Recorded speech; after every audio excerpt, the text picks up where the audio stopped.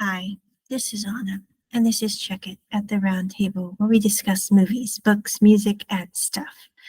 Today we are discussing 6 months abroad, plus a little bit. What I have learned, the good, the bad, the indifferent. So, as some of you know who have followed this podcast and the YouTube channel, etc., or YouTube channels, etc., I decided to move abroad here in December 2022. I had never left the States before. I'd never even gotten on a plane before. So this was a big step.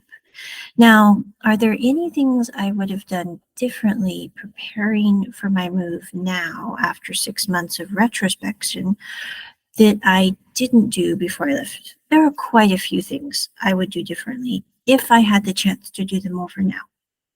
But really, given the information I had at the time I left the States, I think I did pretty good, except for that last harried night packing. I literally was packing up to 40 minutes before I left in the early morning, for my 4 a.m. pickup before my flight.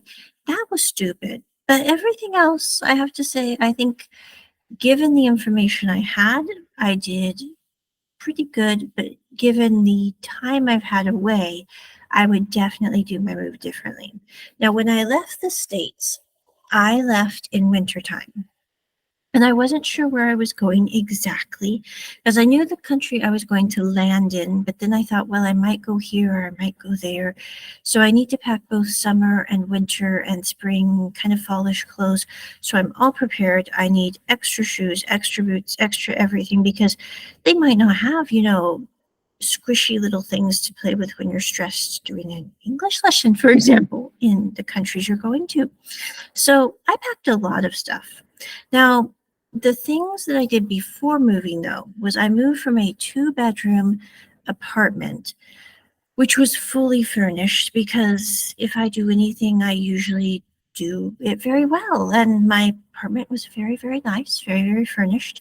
So before I left, about 6 months before I left, I started to get rid of furniture up until the final half month before I left. I got rid of all my furniture, save a china hutch I got when I graduated high school and some small furniture from my childhood, because I just couldn't part with it at that point. Now, in retrospect, I would probably get rid of most of the furniture, except maybe a couple of pieces from my childhood, because I'm not probably moving back to the States, and that china hutch is probably going to a friend. So it's why do I need to pay storage on that? But at that point, I'm a high functioning autistic, and routine is very important. And knowing that I had my things to come back to if I needed them was very important. So if I was going to advise someone else when they're moving abroad for a while and they're uncertain of if they're moving back to the States, I would tell them, put anything that you would regret not having if you move back in a storage unit. It's I talked with one of my best friends and his wife, and she said, Anna, did you save your things in storage? And I said, yes, I saved my things in storage, because I'm not sure if I'm coming back to the States. I'm not sure if I'm staying abroad. And that just gives me a little bit of a safety net in case. And she's like, I am so glad you did that before I left. And I'm like, I think that was a wise decision.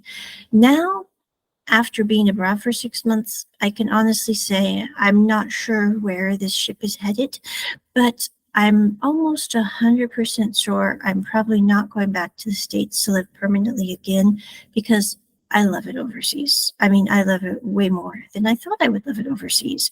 And I really thought I would love it overseas, but I'm like, I really, really do. And it's not that I'm anti the US at all. It's just me and my lifestyle. It's much more comfortable to live abroad than it ever was any day in the States. So, and I'll explain that here a little later, maybe in part 2 of this blog.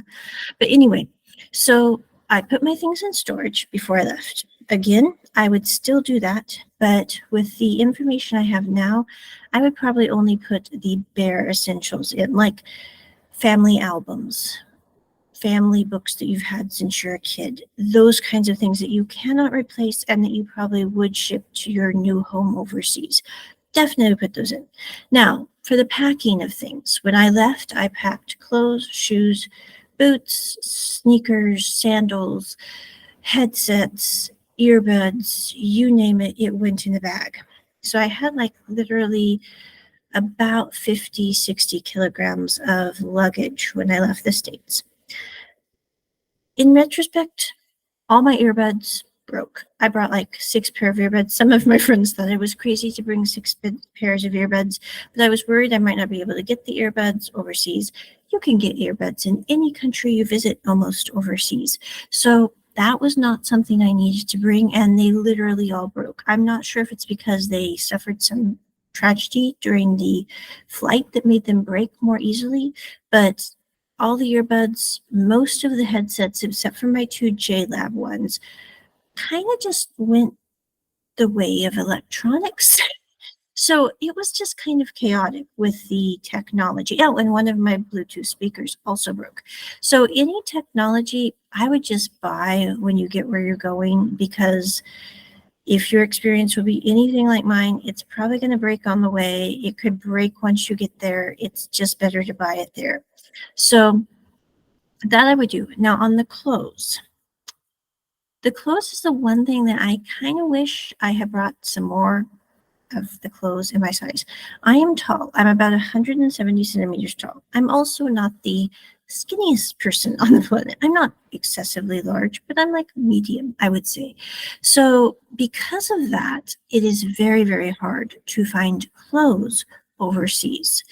I have tried different stores. The closest thing I could find was when I was in Taiwan. I went to NET Fashion. If you go to the guy section, they do have like jeans that will fit and shirts that will fit. The girl section is not made for American women. It's if you're tall, it's just not going to work. And if you have hips, that is no offense to the clothing companies. It's just when you are in Asian countries, most women do not have very much hips nor large bust areas. So because of that, it is very, very important to bring clothes. Now on the clothes, I have been to Taiwan, Thailand, Vietnam. I'm going to Malaysia later this year probably, and also Korea and Japan. And maybe India. I'm not sure, not one. We'll see. But anyway, on the clothes, I would definitely bring shirts. I would definitely bring unders, socks, and underwear. I would definitely bring bras because you're going to need those if you're a woman. If you're a guy, unders and socks would be important. But because the socks also are a little iffy. Now in Taiwan, you can get good socks, like if you go to Poya.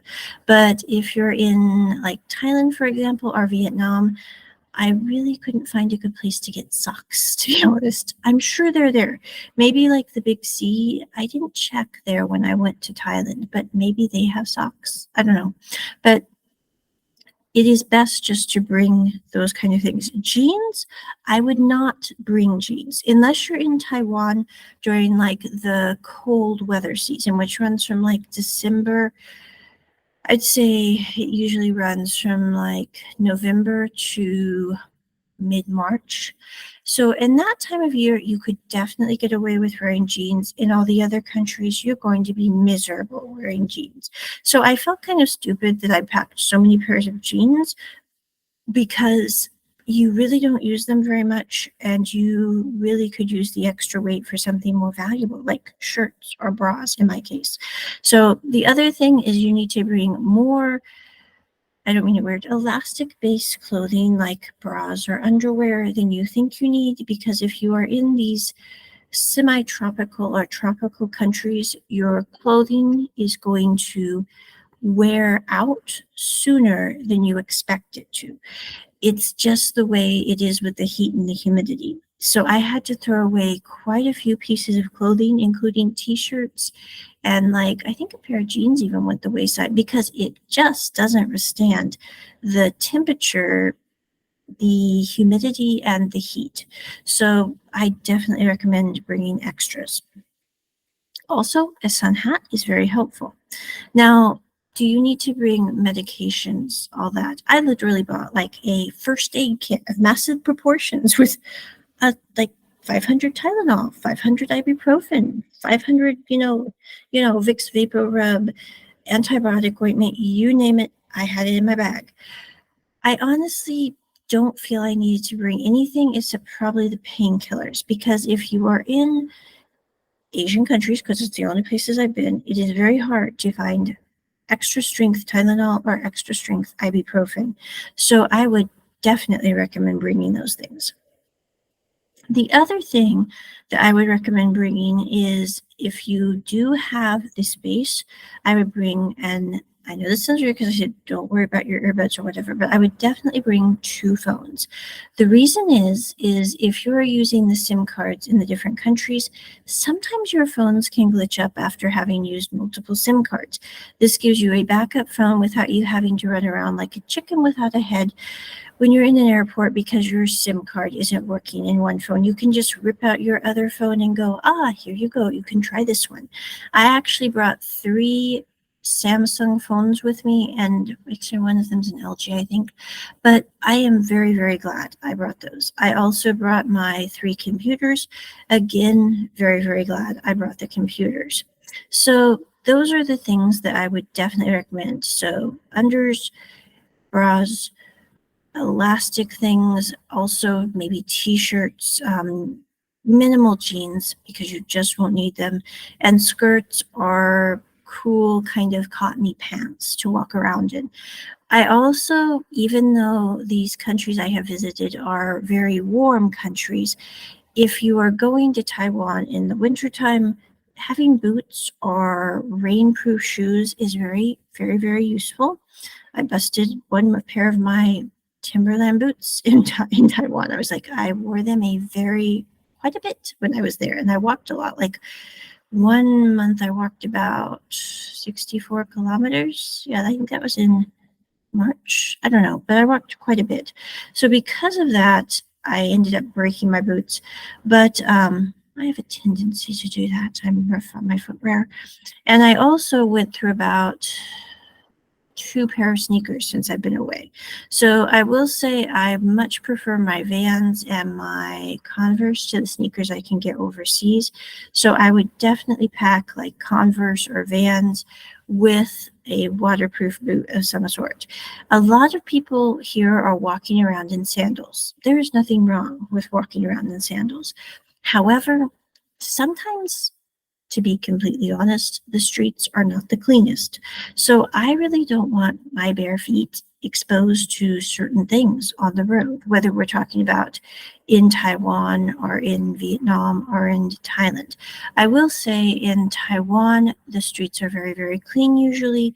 You don't have ick around too much. But in Thailand and in Vietnam, especially when I was in Hanoi, I kind of was of the opinion that hell would freeze over before I wore sandals in that town. It's just not very clean on the roads at all. There is ick kind of everywhere in the heart of Hanoi. So just prefer sneakers.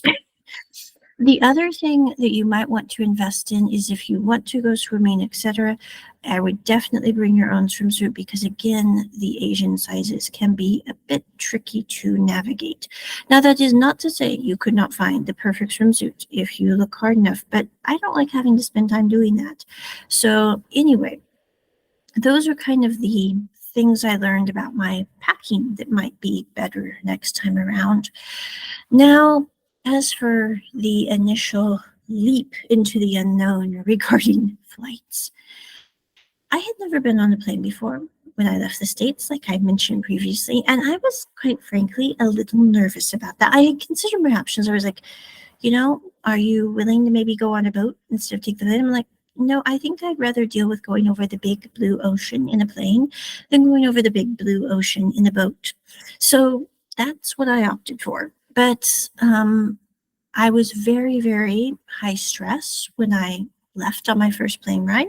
It was a short transfer flight, so it was only like an hour, maybe an hour and a half flight. But I was like, I'm going to stay calm. I have my Labradorite in my pocket. I am going to be perfectly fine and think happy flight thoughts. But honestly, After the initial liftoff, it was no problem. We had minimal turbulence. The view out the window was perfectly nice. I mean, there was nothing to be worried about. Now, once I made it to my M1 airport and I went to San Francisco airport, again, great flight, no complaints. My flight from San Francisco to Taipei was the most regrettable decision I made on that trip because number one, I got a middle seat that was extremely uncomfortable. I decided to go economy.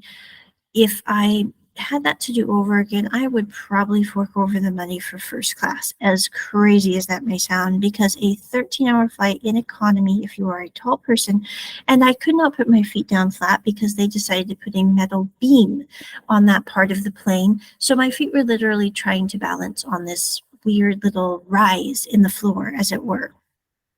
No, my seatmates were delightful human beings, but they also were very miserable in the economy size flight of, I think it was United I took.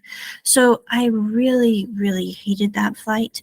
And if I had it to do over, pay extra for the long flight to go first class or more foot room or even just a window or aisle seat instead of a middle seat, because the middle seats are hellish.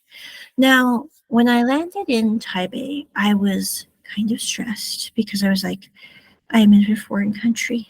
I do not speak Chinese. I know how to say hello. I know how to say thank you. I know how to say sorry. I know how to say I want this. But other than that, I don't really know how to say nothing. I'm from the Midwest. We sometimes say nothing. So anyway, and I know I'm an English teacher, but I still say nothing. So I was sitting there kind of stressed when we were landing the plane in Taipei. But then I get off and I'm like, this is like a magical world I did not know existed. The people are so nice. I even had the security dogs come at me because I happened to have a meat sandwich in my pocket, which I didn't even know because the other very nice person who was sitting next to me gave me a sandwich because he thought I was hungry because I had slept through the last meal. So he had saved my sandwich for me.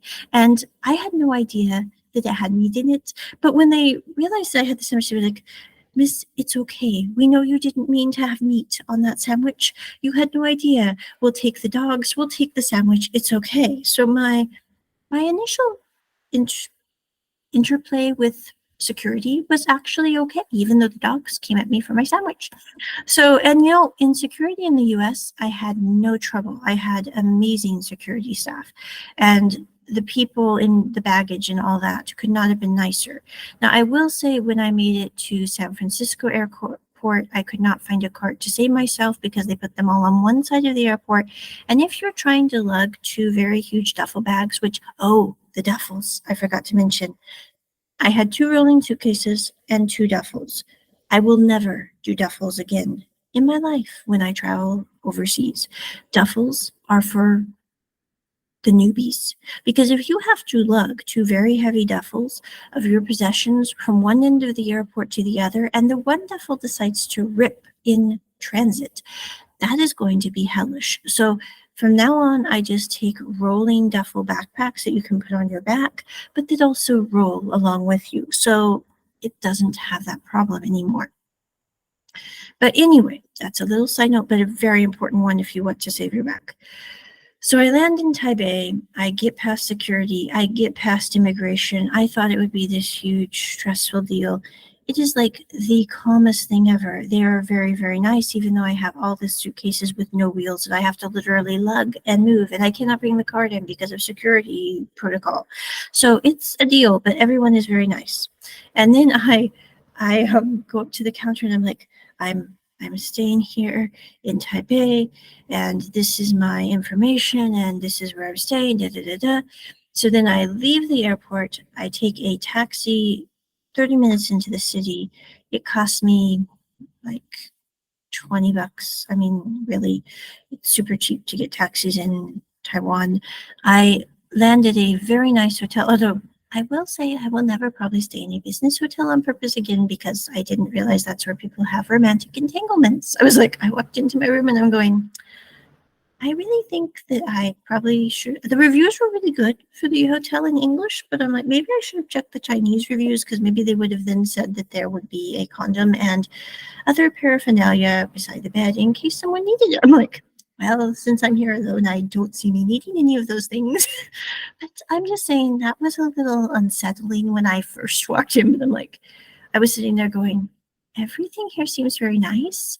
The people here in Taiwan seem very nice, but I really don't know what this is doing on my nightstand, especially considering I am just here to conk after my airplane ride by myself. So, anyway, that was a little weird to try to adjust to. And I was sitting there going, have I landed in a place that is a little more would say wild than I thought it would be? And the truth is no, I did not. I just didn't realize that that hotel was probably not the best decision to stay in, but it was like 12 at night and I was going, I am too tired. I am going to bed. I don't care what the people around me are doing as long as they stay in their rooms and leave me alone. So, and honestly, I think there was actually, I don't think anyone in my floor except me. But anyway, maybe one other person. But yeah. So I went to bed. I got up the next morning. I checked out. I had my first Taiwanese breakfast sandwich, and they also brought in, I couldn't figure out what it was, but it's like this hangover rice drink. And I'm like, I have no hangover and I am by myself. They really need to read the room a little more on this deal. But anyway, I was like, I couldn't figure out what this weird drink was. I was like, this is not a very appetizing beverage. Is it supposed to be healthful? But I guess it helps if you have a hangover.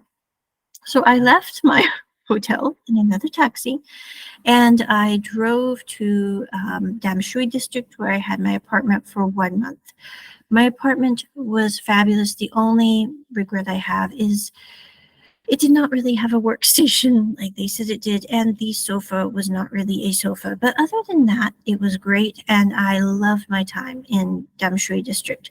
The only thing I did not love was that you have 6 lanes of traffic a lot of times when you're in Damshui district, and the noise can be quite loud, although it's very convenient because you can get on the MRT to anywhere you need to go, and you can literally go like 20 minutes walk and you're in a beautiful nature park. So it's not that big of a deal to live in the Damshui district. But after a month, I was like, you know what? I'm going to go visit and explore different parts of Taiwan. So I went and explored. My initial conclusion on Taiwan is I have never really had that much romantic relationship because number one, I think it's not that I lack romantic inclination, but it's like I was talking to one of my students today, and they were telling me how even though they're in a relationship now, in order to feel more passion, they sometimes read romance novels. And I'm like, when I have free time, I like reading books on the history of the table of the elements. I'm not sure exactly what that says about me, but maybe that's one of the reasons I'm still single. I don't know.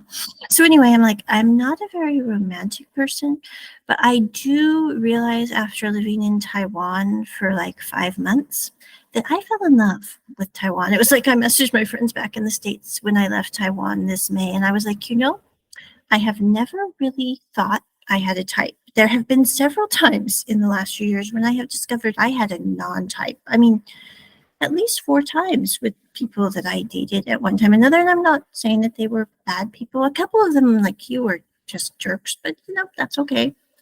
Power to you. Have a good life. But anyway, I'm like, I have decided that I have non-types. But when I came to Taiwan, I was like, I have found my type.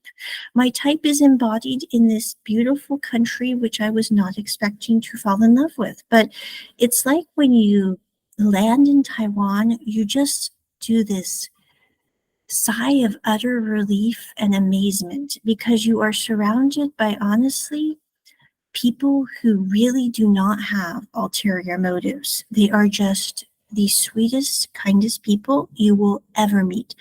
I honestly only met one angry person who was Taiwanese in 5 months of living in Taiwan. And I interacted with quite a few people during my time, like in my day-to-day life and visiting with friends and acquaintances. It's like I met quite a few Taiwanese people and only one slightly upset person who was Taiwanese did I meet. Now, I also met several foreigners that were kind of cranky at life in general, not to me, just walking out and about, I saw several foreigners. But I'm like, for Taiwanese, no cranky people, hardly ever. 5 months. You also can walk around day or night and you are perfectly, perfectly safe. You don't have to worry about being threatened with anything. I'm not saying that the people there are, absolutely goodness incarnate, but I do have to say they are the closest I have ever come to that incarnate because they just are so very, very kind and also very, very honest. I had so many people, like when I went to go pay for something for dinner, they wanted me to see the change to make sure that I knew they were not cheating me. I'm like, I know you're not cheating me. You're giving me back, like, 15 cents. It's okay. Even if it were wrong, I would not be mad at you. But I'm like, I have never been in a place where that was such a thing. If I got lost a couple of times. And those 2 times I literally had, within 5 minutes of being lost and looking at my Google Maps going, where in the heck am I? What do I do? I had like 4 people come up to me with their cell phones and their translators going, how can we help you? I mean, I speak English very well, but we can get you where you need to go. So I really just fell in love with Taiwan. I'm like, if I ever meet someone who is like Taiwan, I will probably be a goner because, you know, Taiwan is my type of person. I mean, they're very kind, they're very nice. They take you by surprise. It's like one day I was sitting there after eating lunch and I was like, it would be really perfect if there was a boba tea shop right near this restaurant. And then I look and literally 2 stores down, there is the boba tea shop I am thinking about. I'm going, this almost feels like kismet. So Taiwan is something I fell in love with. I'm like, that's why I stayed for 5 months, because my plan was to stay, 1 to 3 months, with the visa free entry that they offer, and then to go on to Vietnam and Thailand and do my thing there. But after 3 months, I went to Vietnam and I had a horrible experience. 10 days. I got back on the first plane I could. I was like, I told my friends I was going, I have never disliked the place as much as I dislike Hanoi.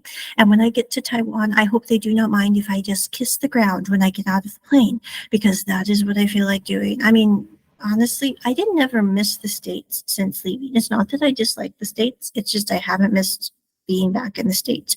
But while I was in Vietnam, I really, really, really missed being in Taiwan. So I went back for like 2.5 months. Now, why did I leave this blissful place? And honestly, I have wondered that myself several times since leaving, because I still miss Taiwan and I still plan to probably go back for several long visits. But the reason I decided to leave Taiwan was actually due to a couple of major factors. The first major factor is Taiwan has been having some trouble with mainland China.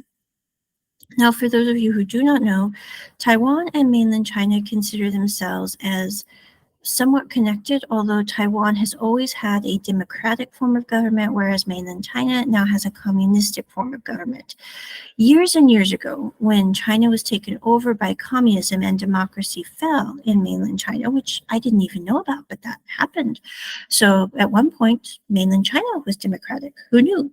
But it just goes to show you what we don't learn in school. Okay, so mainland China had democracy at one point, but when democracy fell and communism took over, the party that was democratic, as well as a lot of the people from mainland China, moved to Taiwan and settled there and agreed to have one nation, basically 2 parties. So mainland China ruled with communism. Democracy was the ruling of Taiwan. It has been that way since the Japanese basically gave the island back to mainland China, and Taiwan has had this democratic system. In many ways, I would say that it's similar to the US, although I think in some ways it might be a little different because of the origins of it and it being in a different part of the world, but very, very democratic. Also, I noticed that women in Taiwan actually seem to have way more rights and better treatment than women in the US. Now, what I mean by that is if you're a woman in Taiwan, no one treats you like you're less of a person than they do a man. Like the women in Taiwan, they run businesses. They sometimes take their kids to school, sometimes their husbands do. They do this, of course, in the States. But oftentimes in the States, I've noticed that, especially in the Midwest where I'm from, women are kind of looked down upon. We're like considered second best. And, even like in my own family, my parents kind of wanted sons, but they got daughters. And, there's nothing you can really do about that. But I'm very glad to be who I am. So I'm like, I really don't care what my parents wanted. I'm happy to be me. But I'm much happier to be me in a society that doesn't sit there and go, oh, you're a girl. And honestly, in 5 months, I never felt that anyone was thinking of me less or weirdly because I was a woman. They just treated me like they would any other person. I also think this is one reason why in Taiwan they have gay marriage. They're the first country that ever allowed gay marriage. So I think that's very interesting because, like, if you're in Taiwan, you will often see same-sex couples walking down the street, going on a date. Nobody even acts surprised by this at all. In the US, where I come from, people act like, I have no idea why. I've always thought this way. I'm like, it's not you going on the date, so why do you care who's going on the date with who? If they're happy, good for them. Mazel tov. But anyway, that is not how most people see it where I come from. But I'm just saying, so like in Taiwan, nobody seems to even consider this oddly or strangely in any way. I saw many, many couples. They were like going just out and about. They didn't have any fear, any trepidation, any concern at all. Now, I'm sure if I had been there years and years ago, it would have been a different story. But when I was there, nothing like that. Also, I had several acquaintances who were Taiwanese who said, were you treated differently because you are not Taiwanese? If you go to the rural areas, they will treat you differently, perhaps, and poorly because you are not Taiwanese. I went to a very rural area in Taiwan. Nobody treated me differently. I mean, I am sure that there were some people that were going, what is with that white girl with the frizzy hair walking down the street? But no one blatantly treated me differently at all.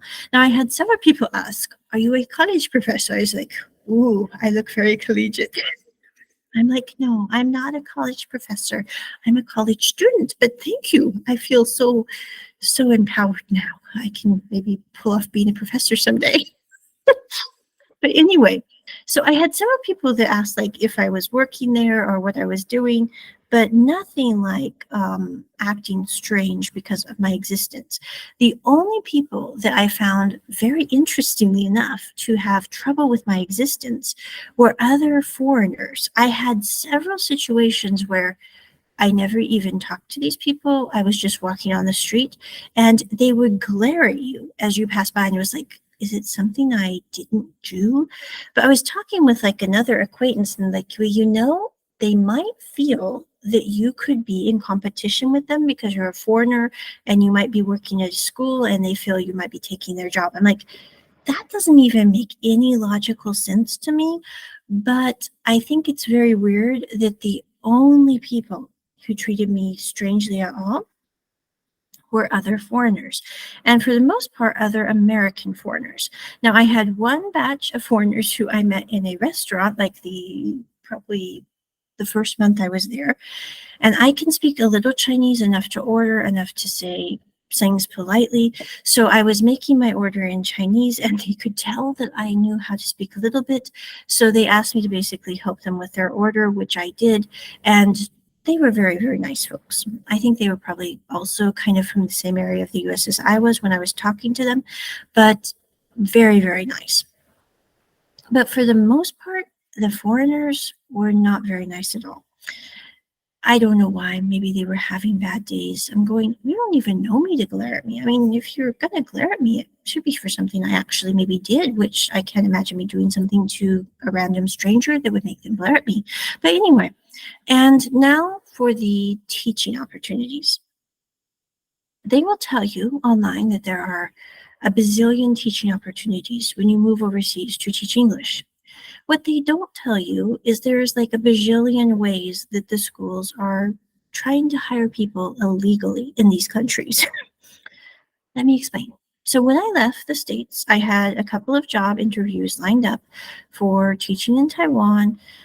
I also looked at teaching in like South Korea and teaching in Thailand. All of them, I decided no, no, no, no, no. The reason is I'm still in college. Once I finish my degree, I can teach basically anywhere I like to, probably double my salary and work half the time. I like this plan. This is a nice plan. I don't plan on quitting working at my current company online, but I do plan on probably doing that as well. But anyway, until that time, you cannot really work in the various countries. In Taiwan, you have to have an associate's degree or equivalent thereof from a college in the States. They will not accept, I have a British degree in interior design. They do not accept that for their degree. So, approval. So I cannot teach in Taiwan until I'm done with my business associate's degree, which will probably be in a couple of years because I'm not rushing things and I'm doing it at halftime. So it's like, I'll get done. It'll be done. Maybe by then, mainland China and them will have sorted out this thing that has happened. I don't know. Maybe not, but it could happen, you know. Hope springs eternal in this deal. So anyway, I'm like, maybe they can get that sorted, and by then I'll have my degree and I can get a 3 to 7 year work visa. If I work in Taiwan with the proper paperwork, you can get a 3 to 7 year visa.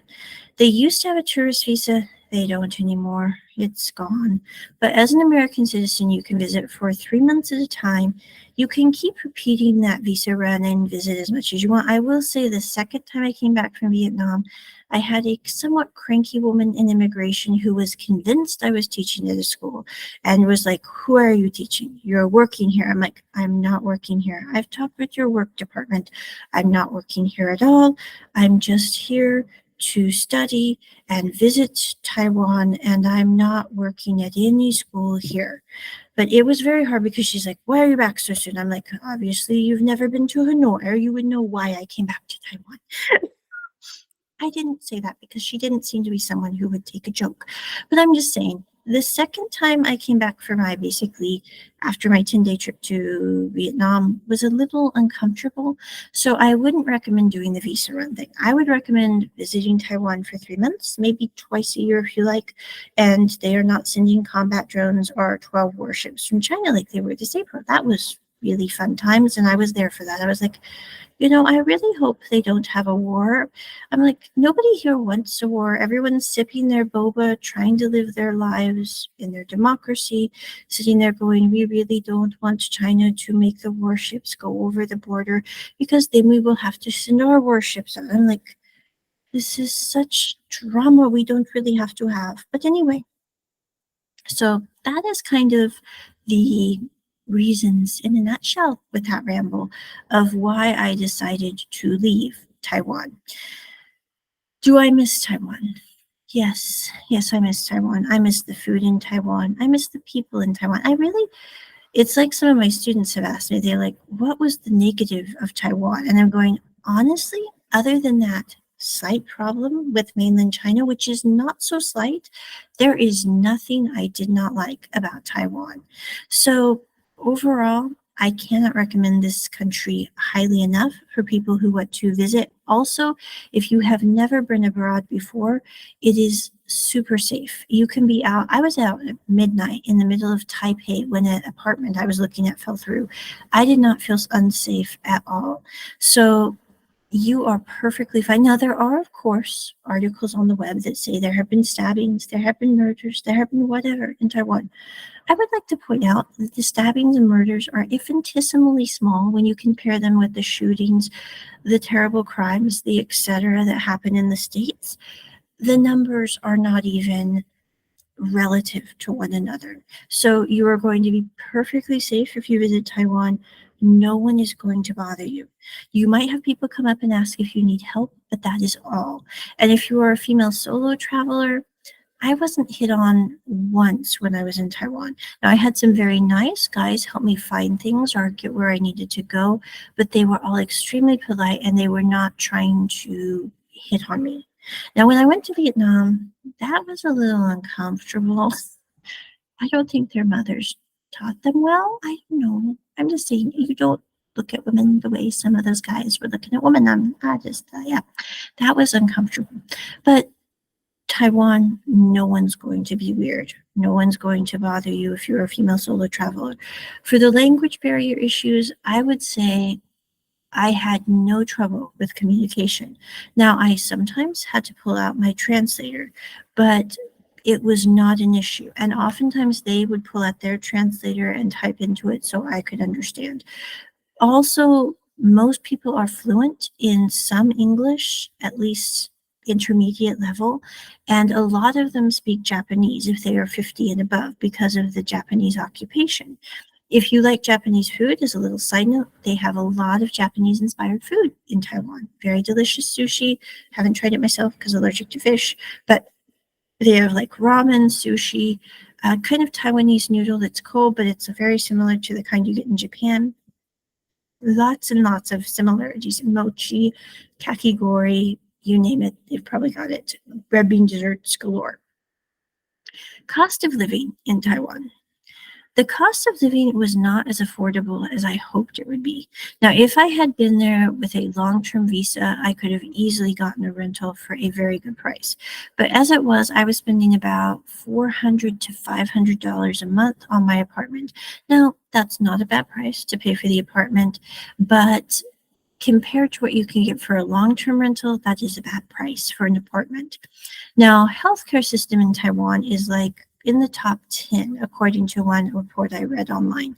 So the healthcare is excellent. I fell ill on my first week in Taiwan. I was worried because I had been teaching like a crazy woman online. I was like a perfectly sane person online, and I was getting very sharp pains in my chest. So I was like, is this a heart attack? What's going on? I'm like, this is my first week here. I was really terrified to go to a clinic because I didn't want to have a huge medical bill. Because let's face it, when I left the States, I thought I'd have more savings, but I had to stay an extra 3 months because of some issues with the visa requirements in Taiwan. And inflation was a real pain, and it cost me a lot more than I wanted it to before I left. So my savings was not the best. So I was like, I cannot afford a $1,000 bill at a hospital or a clinic to get this checked out, but I did not feel comfortable not getting it checked out. So I contacted one of my friends that's in Taiwan, and they looked it up in Chinese and said, this is a clinic. You can take the MRT right to it.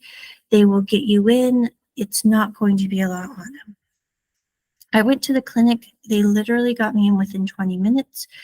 Without insurance, I talked to the doctor in both English and Chinese with my translator.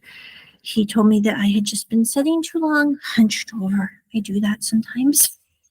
He's like, you have to do this when you sit. I'm like, oh, I will feel like Arnold Schwarzenegger when I'm exercising. So anyway, I now do this more when I sit, and I do not have those sharp shooting pains in my chest anymore as much. But anyway, I got medication. They gave me like 5 medications for the nerve issue. I forgot what it's called, but anyway, enough for like 5 days. And they took about 20 minutes of their time. They got me in within 20 minutes. I left there paying $15 US. I was shocked. I'm like, you have got to freaking be kidding me.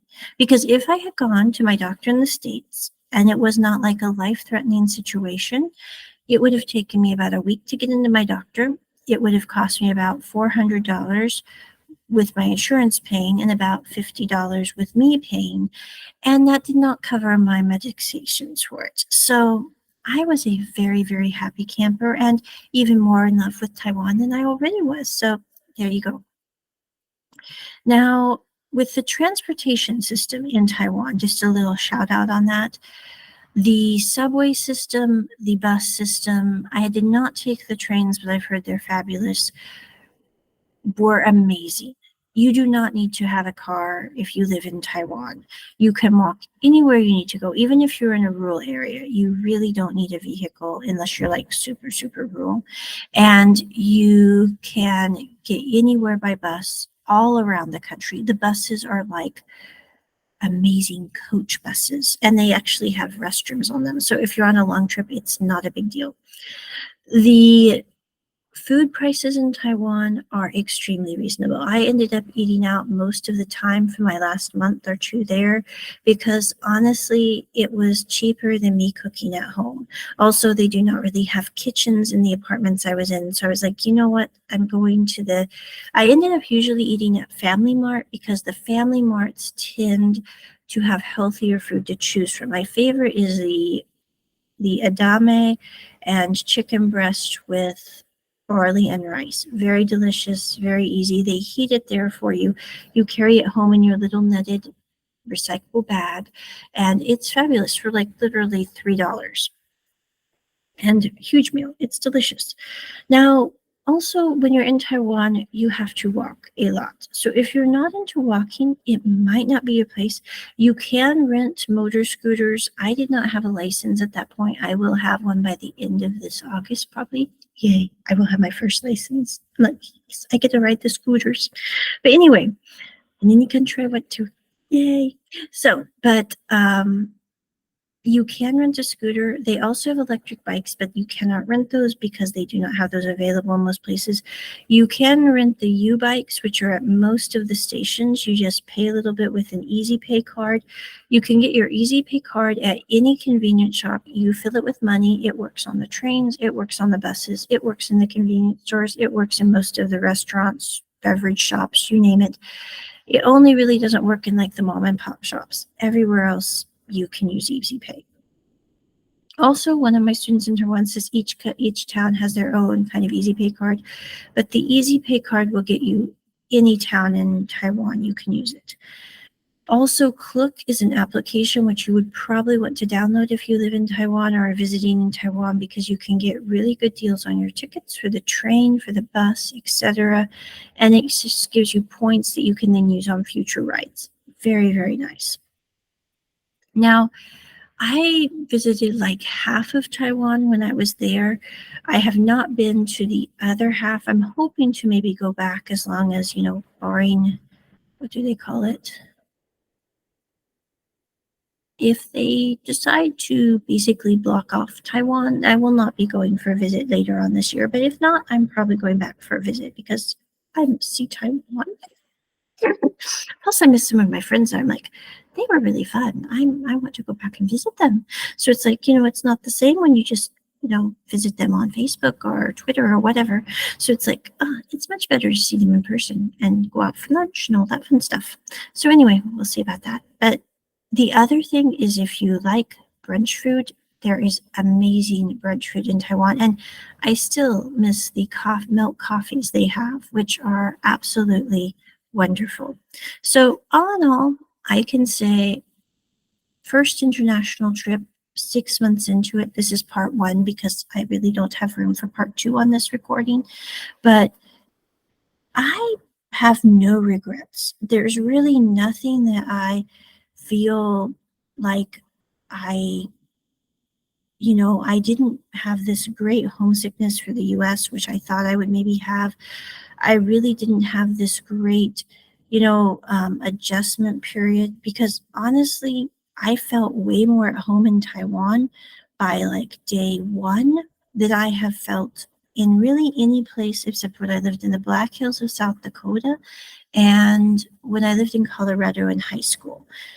Those are really the only places I've ever felt like home. It just really felt like the country just kind of comes in and gives you a hug and goes, it's okay. We know you don't speak Chinese, but you still will fit in here. It's like the most weird and wonderful experience you could ever have. Now, I'm guessing if you were an extrovert, Taiwan would probably not be your destination of choice because most people I met in Taiwan are introverts. They're delightful, they're wonderful, but they also are very quiet and they tend to give people space, which some people would think means that they are standoffish. I never felt that way at all. everyone is super friendly, but they are also very, very careful about your personal space and your personal self. I think it has to do maybe with the fact that Buddhism is the primary religion in Taiwan. Also, I think that's one of the reasons it is so very, very safe there. And you literally have no trouble with people stealing stuff. I think, like, by accident, I went to a concert in December and I left my laptop bag at the concert under my chair. And I came back about 10 minutes later. My laptop, my bag was all there. My friend, who's Taiwanese, dropped her wallet in the middle of a busy morning market. For those of you who have never been to a morning market, let's just say, think huge shops with lots of people walking around. And her wallet was picked up, taken to the police station. Nobody took anything from it. You just don't have trouble with people stealing stuff in Taiwan. I could leave my suitcases outside my house while I'm getting things up and down and whatever. No one's going to take anything because it is not their suitcase. Why would they take something that isn't theirs? That's just the way they think there. Now, that is another reason where it's like, if I was going to pick a country to go to as a solo female traveler or with children, I would pick Taiwan, as long as it does not get invaded by mainland China and have this big hullabaloo with that whole deal. But as long as that is not a problem, you do not have to worry about your children. You do not have to worry about yourself. It's extremely safe to visit. So highly, highly recommend. Now, most people just go to Taipei. I'd recommend visiting different parts of Taiwan. I mean, you've got Taichung City, you have Hsinchu, which really isn't a great place for views, but it's still an interesting city. You have Taroko National Park and Gorge and Hualien, which is really cool to visit. You have Jifen. I mean, there are so many different things to see and do. And even though it's a very small country, relatively speaking, it really has amazing things to offer. I mean, you have the mountains that are literally 3 miles tall that surround. I mean, there are mountains in the heart of Taipei. You're taking the MRT and there are mountains in green. I mean, I thought Ireland was green, but it is not the same kind of green. I mean, it just almost you're sitting there going, I really cannot believe. There were several times I was like, you know, I don't really feel bad being single, but I was like, this would be so wonderful to share with someone because look at those freaking mountains. Look at the boba tea and the noodle shop. I mean, like, wow. The beautiful national parks. I'm like, I sit there and was like, I really pinch cannot believe I am here in this beautiful place. And I get to see this because this is literally amazing. So I cannot recommend Taiwan highly enough. And, I was only there for about 5 months, but seriously, there was nothing bad or negative that really occurred of any monumental proportions. I had a couple of run-ins at the post office when I tried to mail a package. That was unpleasant. That was my one cranky Taiwanese person. They could not speak English. I could not speak Chinese. Apparently, that exasperated them. I'm like, I'm sorry. I'm trying to use my translator. But no, I do not know how to use this machine to print off my label. If I did and I could speak fluent Chinese, I would be not asking you for help. I'm like, I don't know what to do with this. So I ended up going to another post office. But other than the post office fiasco, everything was easy. For those of you who don't know, you have to go to the website. You have to weigh your package at the post office. You have to go to the website, print off a label with the dimensions, the weight, etc., what's in it. You have to bring back your printed label and your package to the post office. They can then mail it overseas.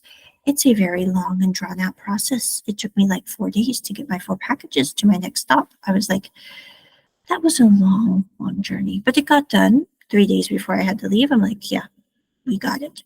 So I would give Taiwan 1,000 stars, as it were, to quote the famous Taiwanese Thai BL drama series. So I cannot recommend it highly enough. And if you haven't been there, you definitely should add it to your list.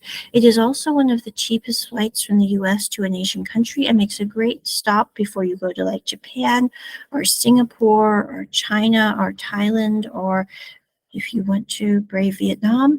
I've heard Ho Chi Minh City is much better than Hanoi. I have no idea. I don't plan on going back for a very, very long time. But, if you want to go do that, go do that. The food there is very good, but the other is kind of, yeah. So anyway, that is my first part of my review for international travel, what I have learned.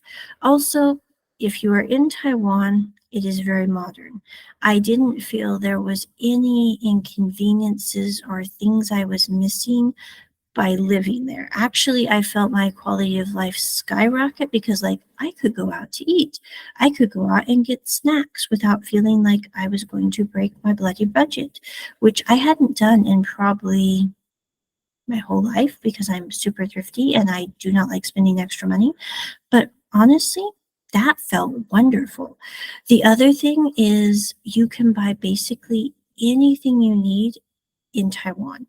You do not need to bring buckets and buckets of stuff except for the Tylenol, the ibuprofen, and the clothing issues. Everything else they have. So that is my first part of my review. Check it at the round table. Bye.